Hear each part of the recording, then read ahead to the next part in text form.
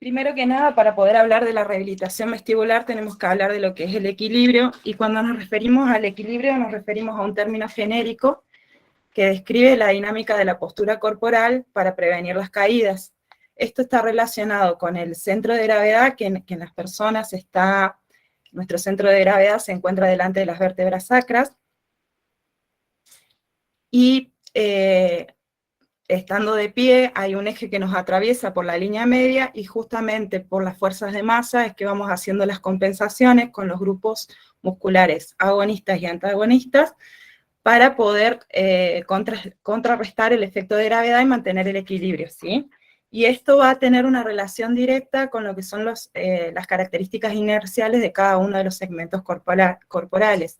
Entonces vamos a ir haciendo esos ajustes gracias al reflejo vestíbulo-espinal. Bueno, tenemos 3 categorías de equilibrio, esto seguro que ya lo vieron. El equilibrio estático, que es cuando un cuerpo está en reposo o no se desplaza. El equilibrio cinético, que es cuando un cuerpo está en movimiento rectilíneo o uniforme. Por ejemplo, cuando nos desplazamos en un auto a una velocidad constante. Y el equilibrio dinámico, cuando intervienen fuerzas inerciales, es decir, que el cuerpo está en movimiento, que este movimiento no es uniforme, y el cuerpo parece que está en un aparente desequilibrio, pero no se cae. Entonces, en esto vamos a poner tanto lo que es la marcha, como son los giros, como son los saltos, ¿sí? En esta categoría, cuando nos desplazamos y hacemos las correcciones posturales justamente para no caernos. Para coordinar todo esto, tenemos 3 sistemas intervinientes: el sistema vestibular, el sistema visual y el sistema propioceptivo, y el centro integrador, que es el cerebelo. El sistema vestibular es un órgano sensorial que está implicado en la percepción del movimiento del cuerpo y determina la postura, el equilibrio y la coordinación para cada uno de los movimientos. En cuanto al sistema vestibular, sabemos que está junto con el sistema auditivo.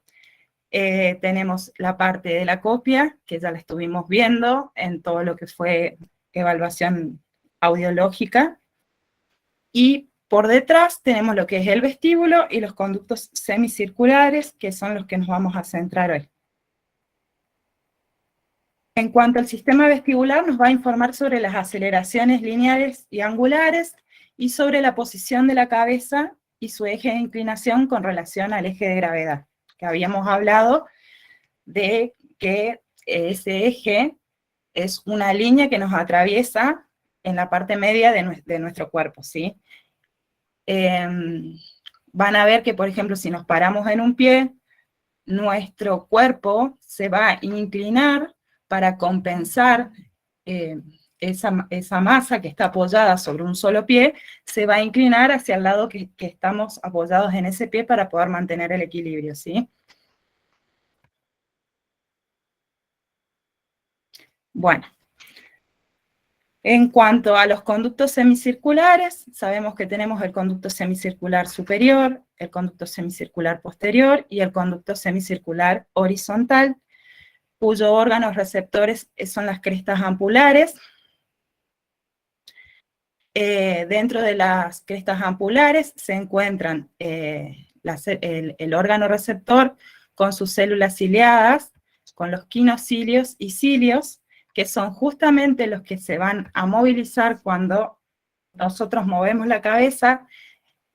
El líquido endolinfático se mueve dentro del conducto y va a producir la deflexión de los cilios hacia el quinocilio, y esto va a abrir los canales de calcio que van a producir la liberación de glutamato, y así se va a estimular. Entonces, por ejemplo, si yo me muevo hacia la derecha, voy a estar estimulando el conducto semicircular horizontal derecho, y se va a estar inhibiendo el conducto semicircular horizontal izquierdo, ¿sí? Bueno, en el caso del conducto semicircular superior, cuando nosotros hacemos la cabeza hacia adelante, se va a estimular el conducto semicircular superior y se va a inhibir los conductos semicirculares posteriores. El horizontal, como ya les dije, si giro a la derecha, se estimula el derecho y se inhibe el izquierdo. En el caso que hacemos la cabeza hacia atrás, se estimulan ambos conductos semicirculares posteriores y se inhiben los superiores. Y en el caso que hacemos una inclinación, se va a estimular el conducto semicircular superior del lado al que estamos inclinados y se va a inhibir el contralateral, ¿sí? Esto es gracias a la acción del quinocilio que abre los canales de calcio para que justamente se produzca la liberación de glutamato que va a viajar a través de la vía vestibular. Bueno. En cuanto, después tenemos lo que dentro del vestíbulo, el utrículo y el sáculo. El utrículo, su órgano receptor es la mácula. Dentro de la mácula tenemos lo que son las células ciliadas también con sus quinocilios. Cuando hablamos de quinocilio, hablamos del cilio que es un poquito más largo, ¿sí? Que también tiene la misma dinámica. Entonces, en el utrículo, por su posición horizontal, nos va a informar cuando vamos adelante, atrás, hacia los costados, ¿sí? Todas las aceleraciones lineales. Justamente vemos acá en la mácula que las células, los cilios de las células ciliadas están protegidos por una membrana gelatinosa, y por encima están los otolitos, que los otolitos lo que hacen es contribuyen con el aumento del peso específico justamente para que nosotros seamos más sensibles a cada uno de estos movimientos, ¿sí? Y son los que justamente se desprenden cuando el paciente tiene vértigo posicional paroxístico benigno. Bien, entonces, cuando yo voy hacia adelante, por la dirección del quinocilio me va a estar informando. En cambio, si yo fuera a una velocidad constante en un auto, por ejemplo, va a llegar un momento que los quinocilios van a entrar en reposo y va a ser como si no estuviéramos en movimiento. Y la única información que vamos a tener de que estamos en movimiento va a ser gracias a nuestro sistema visual, ¿sí? Ahora bien, en el sáculo, la mácula se encuentra en posición vertical, por ende, el sáculo nos va a informar de los movimientos que realizamos de manera de ascenso o descenso. Por ejemplo, cuando vamos en un ascensor, cuando realizamos un salto, cuando nos agachamos, ¿sí? Entonces, conductos semicirculares, aceleraciones angulares. Y el utrículo y el sáculo, los movimientos lineales, los desplazamientos lineales. Acá vamos a ver justamente cómo se abren los canales de calcio. Al movimiento se desplazan los cilios hacia el quinocilio y se produce justamente la liberación de glutamato que va a viajar hacia la primera neurona que está en el ganglio de Scarpa, ¿sí? Todo esto ustedes ya lo saben. Es solo a modo de repaso porque si no, no podemos hablar de rehabilitación. Bien. Entonces, vamos a hablar un poquito de la vía. El nervio vestíbulo coclear está constituido por la unión del nervio vestibular y el nervio coclear, ¿sí? En cuanto al nervio vestibular, vamos a tener que tiene dos ramas. La rama superior contiene fibras aferentes que van a recibir la información del canal superior o anterior, del canal horizontal y del utrículo. Esto es importante determinarlo porque, por ejemplo, en los pacientes con neuritis, depende de dónde esté afectado, va a ser el tipo de nistagmus que vamos a observar. Justamente podemos determinar qué zona está lesionada por la presentación del signo del nistagmus, ¿sí? Y si se lesiona la parte del nervio vestibular inferior, lo que vamos a tener es que va a haber una alteración en lo que refiere al canal posterior y al sáculo, ¿sí? Ambos nervios se van a unir con el nervio coclear y van a formar el octavo par craneal estatoacústico.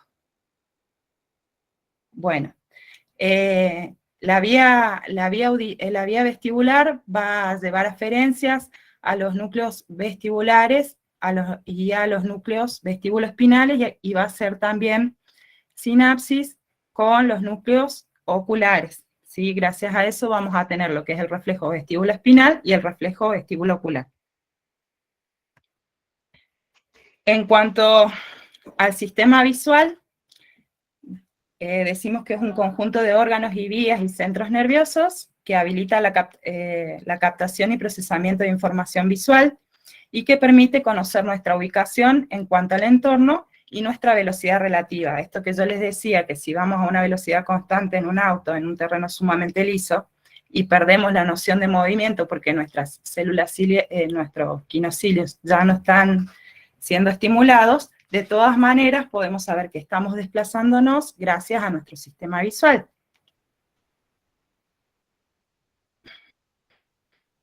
Ahora bien, otra conexión muy importante que tenemos del sistema vestibular con el sistema visual es que, por ejemplo, si yo el reflejo vestíbulo ocular, que es el que valoramos en la VEGIP, si yo, por ejemplo, desplazo mi cabeza 20 grados hacia la derecha, estoy estimulando el conducto semicircular horizontal derecho, que va a llevar sus aferencias al ganglio de Scarpa, de ahí va a ir a los núcleos vestibulares en cerebelo, y va a hacer sinapsis con el sexto par craneal, motor ocular externo, del lado contralateral, ¿sí?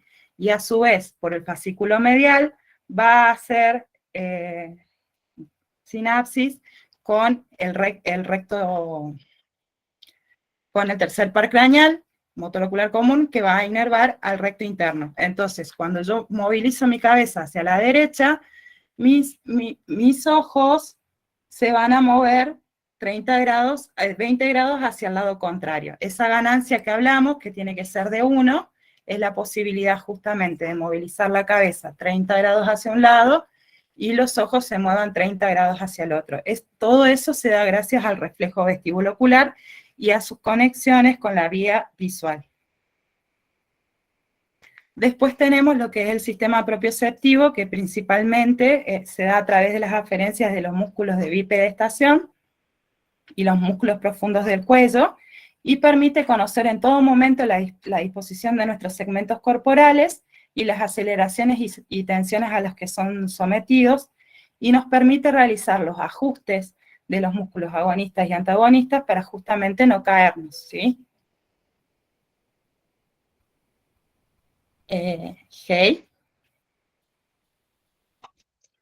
Ya estoy. Gracias, Mari. ¿Alguna pregunta hasta acá? ¿Alguien quiere preguntar algo? O... Ahí, Mariana. Te escuchamos, Mariana. Hola, profes, ¿cómo están? Escuché un poco rápido de lo del reflejo vestíbulo ocular. Profe Martí, ¿lo puedes explicar de vuelta, Bien. por favor? Bien. Vamos, de nuevo, a ver si tengo...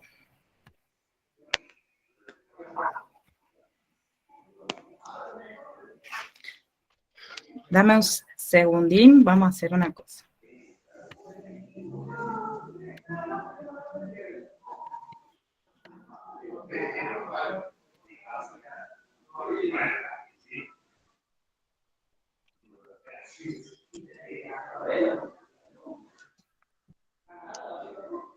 Bueno, no es la perfección del dibujo, tengo una sola mano porque la chubaca está de un lado.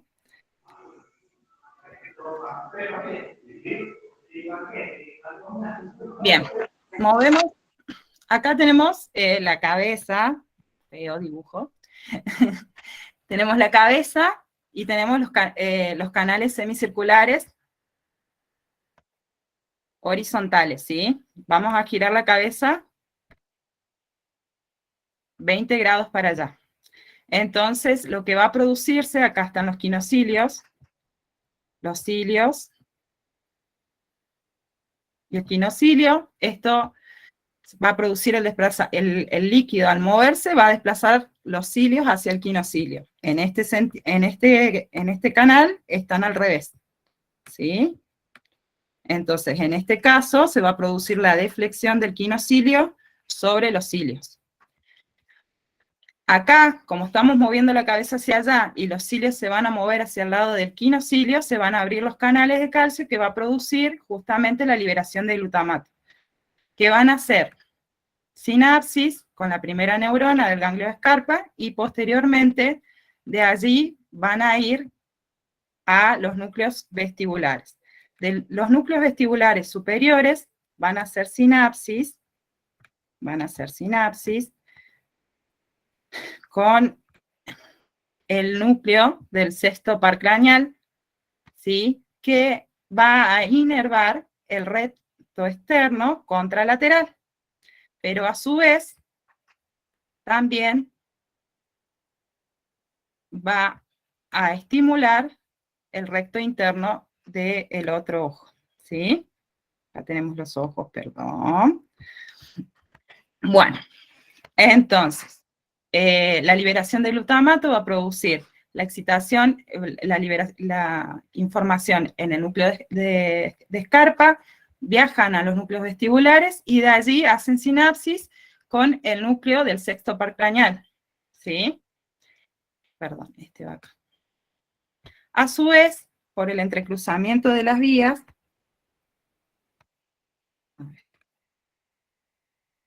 por el fascículo medial, ese núcleo va a hacer sinapsis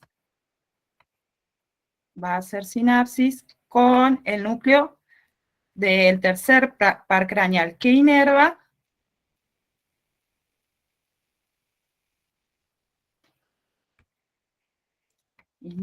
el recto interno.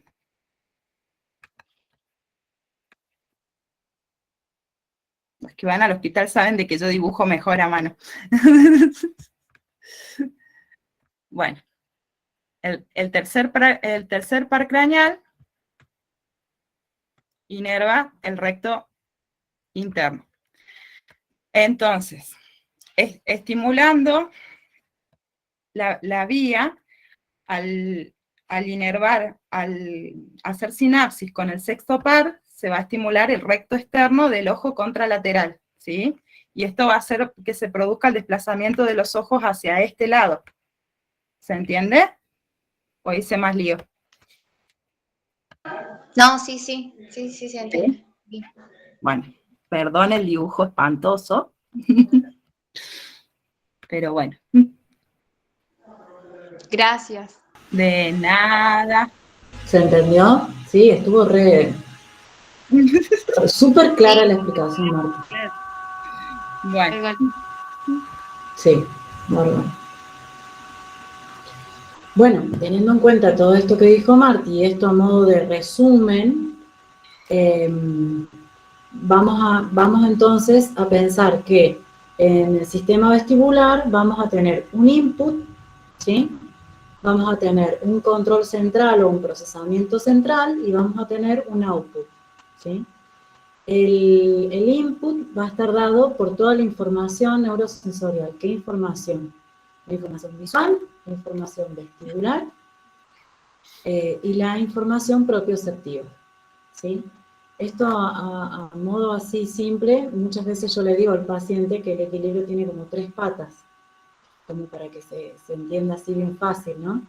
Y esas 3 patas son estas 3 informaciones neurosensoriales que tenemos. Si una falla, va a fallar el equilibrio. A su vez, desde este input, o de este ingreso, esta entrada del sistema vestibular, vamos a tener un control central o un procesamiento central que se va a dar por el tálamo hasta la corteza. Luego, para referirnos al output, que es un poquito lo que dijo Martín recién, vamos a tener unas interconexiones y algunas de esas conexiones vamos a tener con los pares motores oculares, ¿sí? Y con el reflejo vestibuloespinal a través de la médula. Entonces vamos a tener las respuestas motoras para la orientación espacial, para el control de la estabilidad ocular y para el control postural. ¿Sí? Esto a modo de resumen de todo lo que dijo Martí recién. ¿Alguna pregunta? ¿Alguna otra pregunta? ¿Hasta acá? Sí, yo quiero preguntar una cosa. Entonces, el control central Sí, estaría Gladys. a nivel de corteza.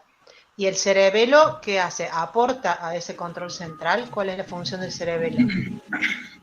Lo que pasa que nosotros dentro de lo que es la función del equilibrio, hay cosas que las hacemos de manera consciente y otras cosas que son totalmente inconscientes, ¿sí? Que no las manejamos a nivel de conciencia. O sea, si no, no podríamos caminar y charlar.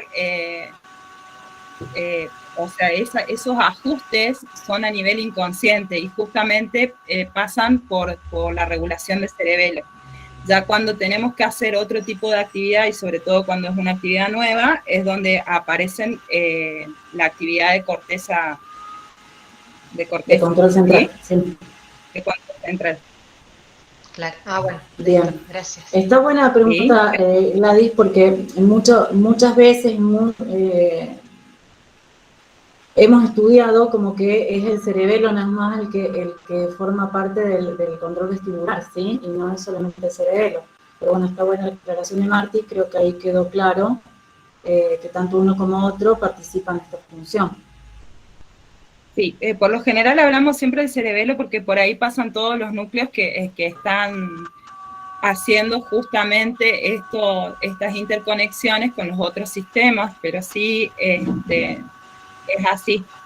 Bien. Tenemos una parte de control consciente y otra parte que es de control inconsciente, que es inconsciente, que no la estamos manejando. Los reflejos vestíbulo oculares y vestíbulo espinales justamente son reflejos porque no es una Claro. acción que no es consciente. No lo hacemos conscientemente. Listo, gracias. Sí, me generaba esa duda a mí, cuál era la función. Listo, gracias. ¿Qué pasó? Sí, pasaron. Bueno, esto también para recordar un poquito cuáles son los reflejos bases del sistema de equilibrio. Ya lo estuvimos hablando un poco, más que nada el reflejo vestíbulo ocular, o BOR, que también lo van a sentir nombrar como BOR. Este se va a encargar de producir movimientos oculares que van a contrarrestar los movimientos cefálicos, que es nada más y nada menos lo que recién acaba de explicar Martí con su dibujo. Va a permitir estabilizar las imágenes en la retina durante la rotación de la cabeza, ¿sí? Entonces, esta ganancia que explicaba ella, ¿qué hace? Que nosotros giremos la cabeza y en ese giro de cabeza y con el contrarrestado por el movimiento ocular, no nos mareamos, sino cada vez que giramos la cabeza nos marearíamos, ¿sí? Esa es, digamos, la función del reflejo vestíbulo ocular. El BOR angular se da gracias a los movimientos de rotación, digamos, de los conductos semicirculares, y el lineal de los órganos otolíticos, los movimientos de traslación, ¿sí? Hacia arriba, hacia abajo, hacia adelante o hacia atrás. Que, a ver, si recuerdan, el angular, ahí ya lo pusimos, en conductos semicirculares, y los lineales, ¿desde dónde se controlarían? A ver si alguien se acuerda. Lo nombró Márquez un ratito. Del utrículo y sáculo. Bien, Gladys, gracias. Bueno, el reflejo vestíbulo espinal, acá no significa que uno sea más importante que otro, ¿no? Los nombramos y tanto unos como otros son importantes porque forman parte del equilibrio. El vestíbulo espinal, la información ya es integrada en el tronco encefálico y el cerebelo para mantener la postura corporal y el equilibrio. ¿Qué nos va a permitir? Orientar la verticalidad corporal y la estabilización de la cabeza, ¿sí? Se va a dar a través de, por la médula, ¿sí? Y a dónde va, qué es lo que va a controlar los miembros superiores y miembros inferiores para mantener la bipedestación. Y el reflejo vestíbulo cólico estabiliza la posición de la cabeza en el espacio. ¿Todo bien hasta acá? ¿Alguna pregunta?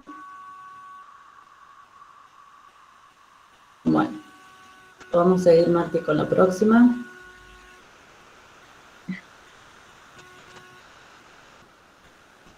Bien. Bueno, gracias, Jimmy. En cuanto a la fisiopatología del sistema vestibular, vamos a repasar también esto. Los síndromes vestibulares los podemos dividir en periféricos, síndrome vestibular periférico, mixtos y centrales, ¿sí? Los mixtos van a ser como un intermedio entre los centrales y los periféricos. Esta es una clasificación. Ahora ya les vamos a contar otra clasificación. No significa que una esté bien y la otra esté mal. Muchas veces en las clasificaciones se interrelacionan también entre ellas y de acuerdo también al momento en que aparece o cómo aparecen los vértigos, es si podemos usar más una que otra. En los periféricos, las alteraciones pueden ser endolaberínticas o retrolaberínticas. ¿Qué significa endolaberíntica? Dentro del laberinto y retro posterior al laberinto, ¿sí? Más yendo para central, pero todavía no llega a ser central. Y en las alteraciones centrales, podemos tener alteraciones en los núcleos vestibulares, en el tronco cerebral, en el cerebelo o supratentoriales. Vamos a dar, por ejemplo, algunos ejemplos, ¿sí? Periféricos pueden ser también uni o bilaterales. ¿Recuerdan algún tipo, o digan algún tipo de patología? Esto lo vimos ya. Algún tipo del año pasado, patología vestibular, y veamos a ver si es periférica, mixta o central. ¿Qué les parece? A ver, ¿qué puede ser? ¿El BPPV, profe? Bien. ¿Y qué te parece que es? Periférico. Periférica, mixta, central. Para mí es periférico. Bien, muy bien. El BPPV entra dentro de los periféricos. Muy bien. ¿Qué otra se les ocurre?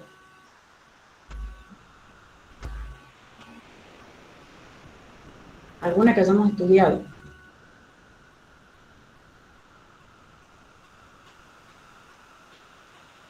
Menier. El Menier, bien. ¿Dónde estaría el Menier? En el laberinto. Bien, muy bien. Es periférica también. Periférico. Muy bien, muy bien. ¿Qué más se le ocurre? Como retrolaberíntica, ¿qué se les ocurriría?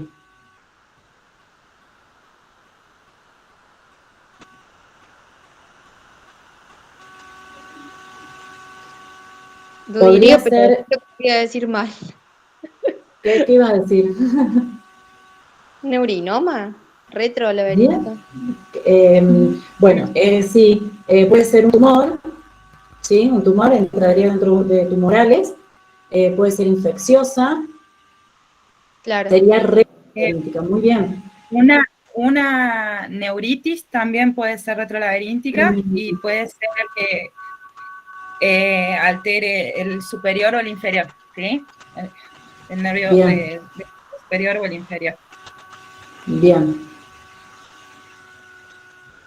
Y las neuritis suelen, porque podemos dividirlas unilaterales o bilaterales, las neuritis pueden ser bilaterales también. Bien, ¿qué otras se les ocurren?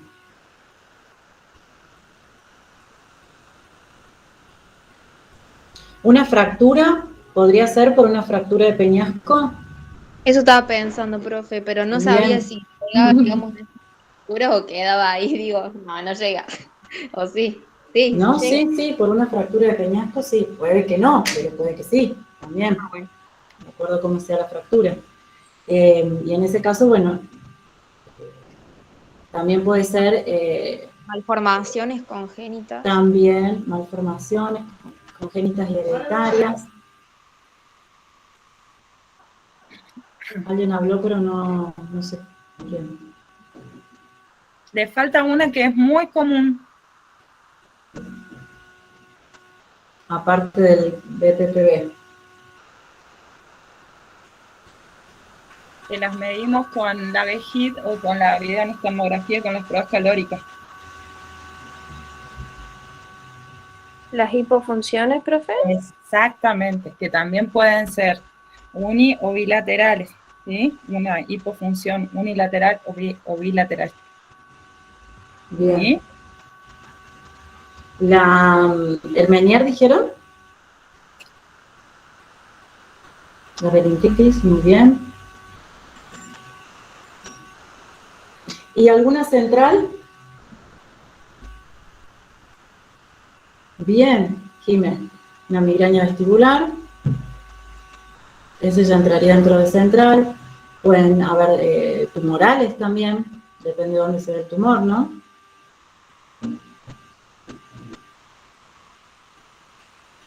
Epilepsia, alteraciones cerebrovasculares, esas ya todas serían centrales. ¿Y mixtas, qué le parece? En centrales también el Arnold-Chiari. Bien. Gracias, Martín. ¿Mixtas? ¿Se le ocurre alguna? La psicógena, por ejemplo, ¿qué sería? ¿Dónde entraría?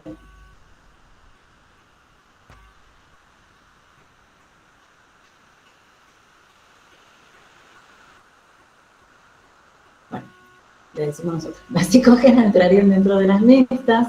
También alteraciones vestibulares posteriores a caídas. En pacientes añosos se ven también síndromes vestibulares mixtos. El mixto está en el medio, ¿sí? Puede tener más características periféricas o más características centrales, depende cómo se ve o si está acompañado de otra patología. Lo mismo que hablamos en la clase pasada, ¿no? Esto puro se lo estamos hablando nosotras, ¿sí? Pero en la vida real, nada es puro. ¿Sí? Entonces, siempre tenemos que tener en cuenta todo lo que rodea a ese paciente y todas las enfermedades o las alteraciones o las patologías concomitantes a esto, ¿no? Eso es sumamente importante. Por ejemplo, en pacientes con enfermedades autoinmunes, ¿sí? A veces cursan con síntomas vestibulares, pero que no es como lo más importante, a lo mejor en su estado de salud general, ¿sí? Bueno, ¿alguna pregunta sobre esto? Esta es una forma de dividir los síndromes vestibulares. Otra forma, si puedes pasar la otra, Martín. ¿Querés que te pase primero a...? Nos quedaba la anterior, sí. Bueno, ¿querés esta y después vemos la anterior? Sí, les explico este y volvemos para la anterior.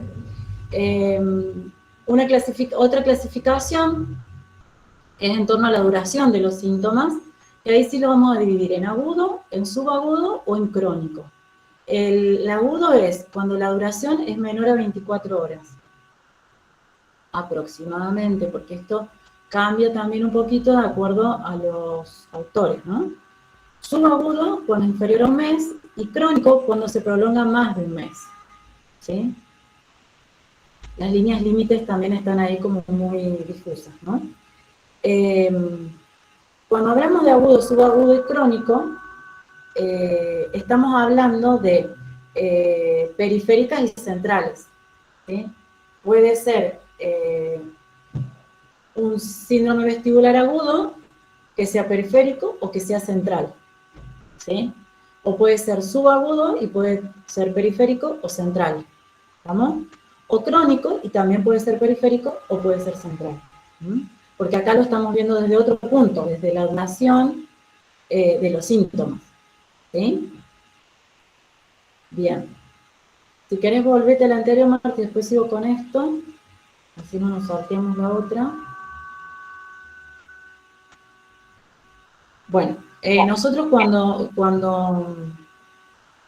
Perdón, ¿alguien quiso preguntar algo? Cuando hablamos del sistema vestibular, vamos a hablar de síntomas y de signos, ¿sí?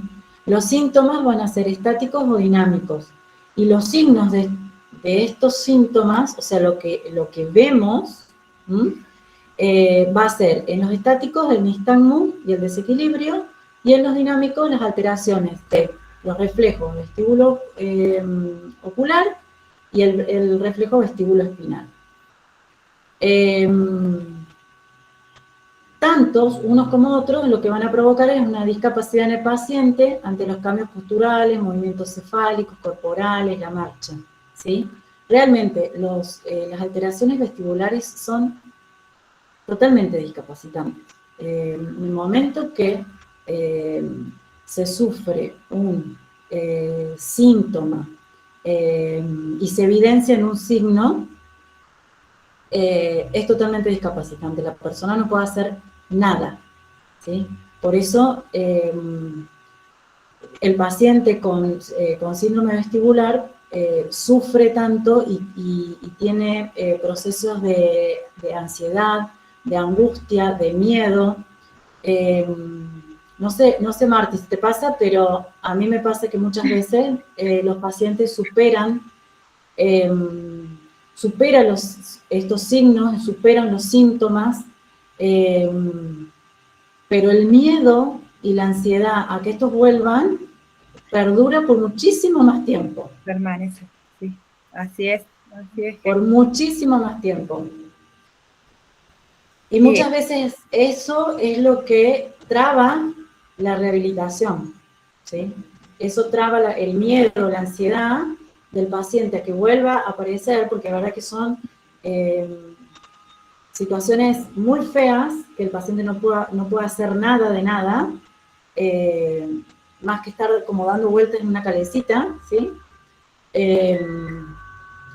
Por eso tenemos que a veces trabajar muchísimo esa ansiedad y ese miedo, más que a lo mejor ejercicios vestibulares en algunos casos.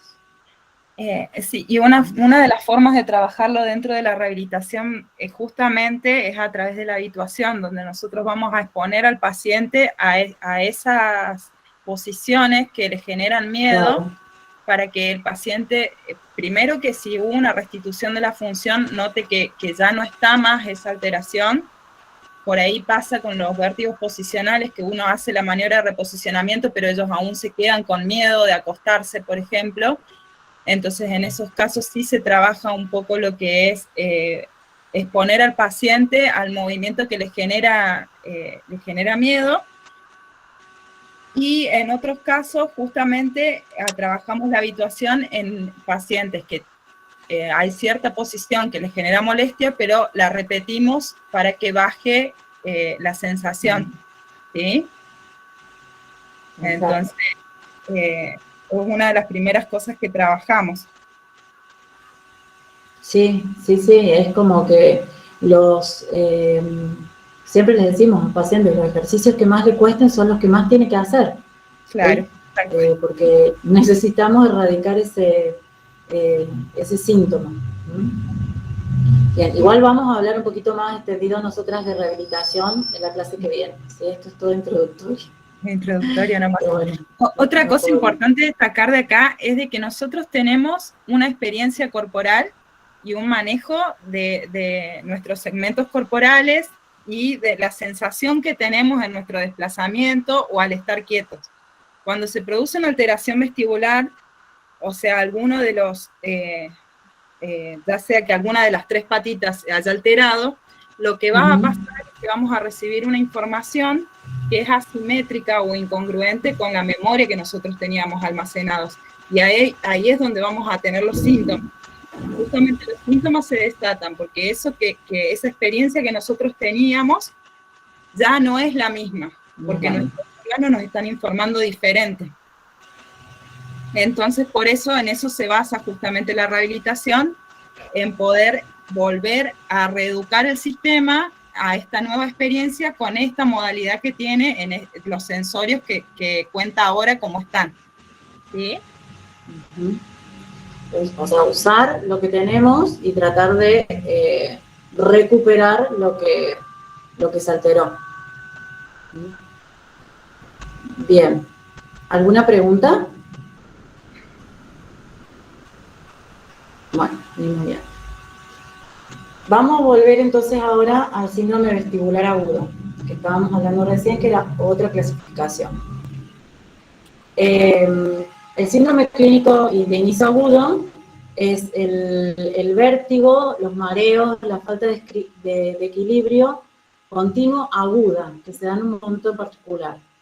Dura entre días y semanas e incluye características que sugieren desorden coclear o del sistema nervioso central, o sea, puede ser periférico o puede ser central, del sistema vestibular. Y generalmente se da en una oportunidad, ¿sí? Monofásico significa en una sola vez.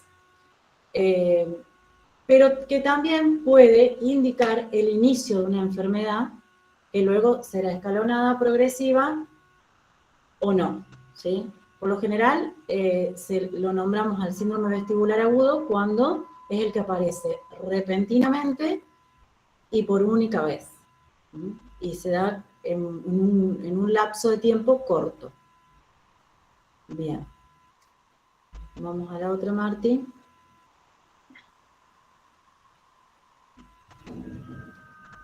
Bueno, acá vamos ya de qué pasa si evoluciona esta falla vestibular. Entonces acá ya hablamos también de las vestibulopatías recidivantes o recurrentes y las crónicas o secuelares, ¿sí?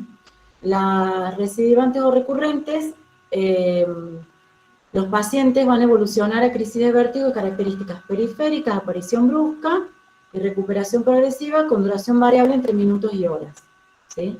Ya no va a ser una sola vez en un momento, sino que se va a dar en forma progresiva. Y puede suceder también que no aparezca después nunca más, o puede ser que sea una enfermedad que va a seguir avanzando, ¿sí? Y la vestibulopatía crónica o secuelar, el paciente ya es una clínica más larga, ya tiene más de 3 meses, y puede ser como una lesión vestibular aguda o recidivante. Pero ya es crónica, no se da monofásica, digamos, solamente en un momento, ni progresiva, sino que ya crónica. El paciente se va a sentir siempre de la misma forma. Y puede ser periférica y puede ser central. Esto no quita que sea una u otra. Bien. No me acuerdo cuál. Bien. Cada conexión va a tener una semiología distinta. ¿Qué significa semiología? ¿Saben qué es semiología? ¿Sí? Y la semiología sería la clínica, sería cuando tenemos los signos y los síntomas y los analizamos, ahí tenemos la semiología. No sé si es eso. Bien, sí, está bien, Lali, perfecto. Muy bien. Entonces, nosotros, esto no es 1 más 1, ¿no? No es 1 más 1. Pero, en la generalidad, podemos decir que de acuerdo al área va a ser la alteración, a qué área está alterada, va a ser la sintomatología más preponderante, ¿no? Ojalá fuese que se altera solamente un área. Nunca sucede eso, que se altera solamente un área, ¿sí? Por lo general esto es algo combinado. Por eso ustedes no van a ver la sintomatología solamente una en el paciente. Por lo general es una sintomatología asociada. Si tenemos alterada el área de la corteza, vamos a ver más sintomatología en cesación de movimiento al vértigo. Si tenemos alterado el área oculomotora, vamos a observar un poquito más de nistagmus patológico. Si tenemos alteración de la sustancia reticular, náuseas y vómitos, o sea, síntomas neurovegetativos, ¿sí? Entre otros, no solamente las náuseas y los vómitos, pueden tener sudoración, pueden tener, no se me ocurre ahora otro, la sudoración, las náuseas, los vómitos, Taquicardia. no sé si a vos se ocurre, taquicardia, exacto. Bueno, y va asociado también a la ansiedad, al miedo, ¿no? En alteración en el haz vestibuloespinal, pulsión, o sea, alteraciones en el tono muscular. ¿Sí? ¿Venimos bien? Igual recuerden, o sea, acá Heidi les está hablando de lo que predomina según estuviera alterada cada una de estas estructuras que puede predominar como signo o síntoma, pero a la vez, por ejemplo, sabemos de que un paciente con vértigo puede tener síntomas vasovagales, como náuseas, vómitos, sudoración, pero no porque haya una alteración en la sustancia reticular, ¿sí? Sino que justamente por el vértigo se genera esta respuesta vasovagal, ¿sí? Bien, vale la aclaración, muy bien. ¿Profe? Sí. ¿A qué se refiere cuando habla de pulsión en tono muscular? O sea, ¿cuál sería la sintomatología? La pulsión es cuando el cuerpo va hacia un lado o hacia otro. ¿Sí? Como una caída. No llega a ser, no hace falta que llegue a ser una caída, pero el cuerpo se desvía hacia un lado o se desvía hacia el otro. Eso lo vamos a ver ahora cuando vemos, repasemos la parte de evaluación, pero de todas maneras tenemos que pensar de que justamente la alteración, para que haya una pulsión, tiene que haber una alteración en el reflejo vestibuloespinal.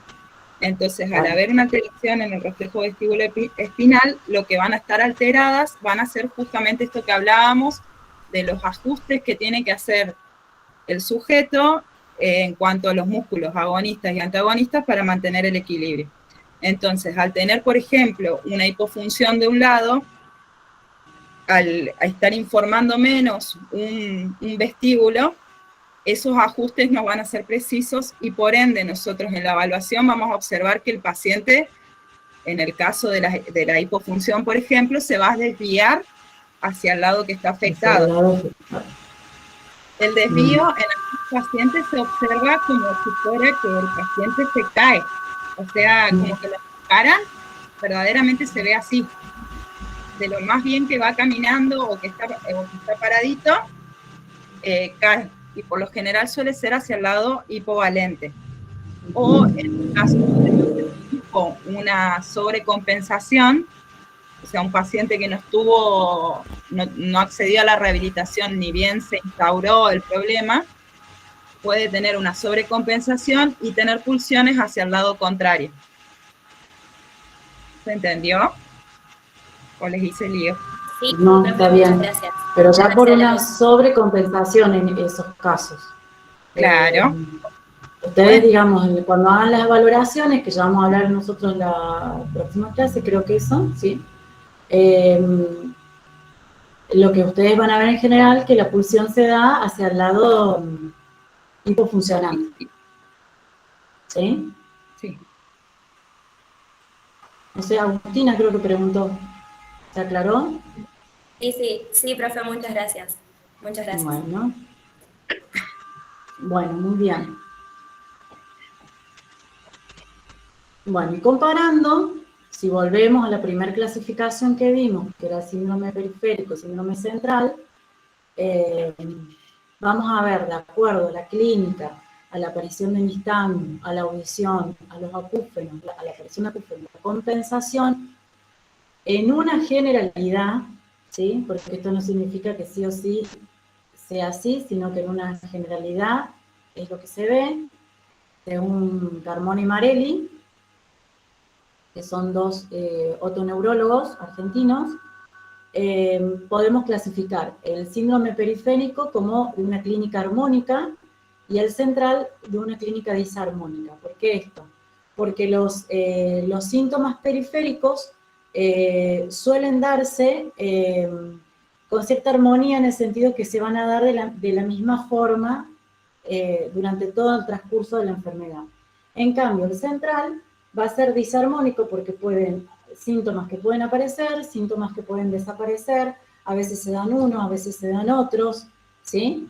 Por eso se lo llama disarmónico. Cuando estamos frente a una clínica disarmónica, tenemos que desconfiar que el síndrome no sea periférico, sino central. A ver, hay alguien que pregunta algo. Si tenemos una hipofunción... Bueno, no logré leer todo, ¿verdad? Si tenemos una hipofunción, pero por lo que comentó recién, el paciente compensa hacia el otro lado. ¿Cómo sabemos realmente qué lado es el hipofuncionante? Bien.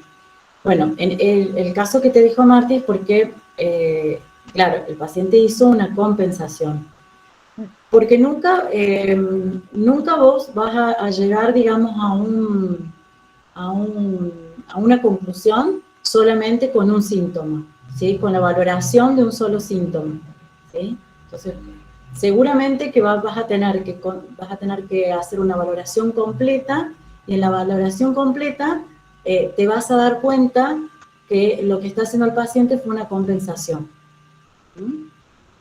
No sé, Marta, si vos querés aclararle algo más. Sí, en realidad, por ejemplo, uno va a tener cuando hagamos los test calóricos, vamos a tener justamente fehacientemente determinado que la hipofunción está de un lado, pero podemos observar en ese paciente de que haya pulsiones hacia el otro, puede ser por una sobrecompensación o una compensación mal hecha. Por eso exacto. Ya cuando estamos en rehabilitación, cuando veamos la rehabilitación, tenemos que ver de que nosotros trabajamos siempre estimulando ambos lados, no es que vamos a estimular solo el lado hipofuncionante, sino que se va haciendo la estimulación de ambos lados de manera simétrica. ¿Sí? Bien. En este caso, Mate decía, digamos, no vamos a basarnos solamente en la valoración funcional que vamos a hacer nosotros, sino nos vamos a ayudar de otros estudios que nos van a ayudar también a llegar al diagnóstico vestibular. ¿Sí? Ya lo vamos a repasar la clase que viene, a los estudios que nos ayudan. ¿Sí? Bueno. En el caso del nistagmus, en el síndrome... Ay, no, ahí faltó más. Perdón. Pensé que íbamos. No. En el caso de nistagmus, el síndrome periférico va a ser de dirección fija, vamos un poco más rápido si no me tomen. Y el central, la dirección del nistagmus puede ser cambiante, no siempre va a ir la dirección del nistagmus siempre hacia el mismo lado. Fíjense que ahí ya estamos hablando de otra disarmonía. En la audición, por lo general en el periférico está alterada y en el central puede estar normal. Los acúfenos, por lo general en el periférico son graves y en el central son agudos, cuando está acompañado por acúfenos. Y la compensación, fíjense, en lo que hablábamos recién, lo que hablaba Martín recién, la compensación en el periférico es muy frecuente y en el central es poco frecuente. ¿Sí? ¿Quedó claro?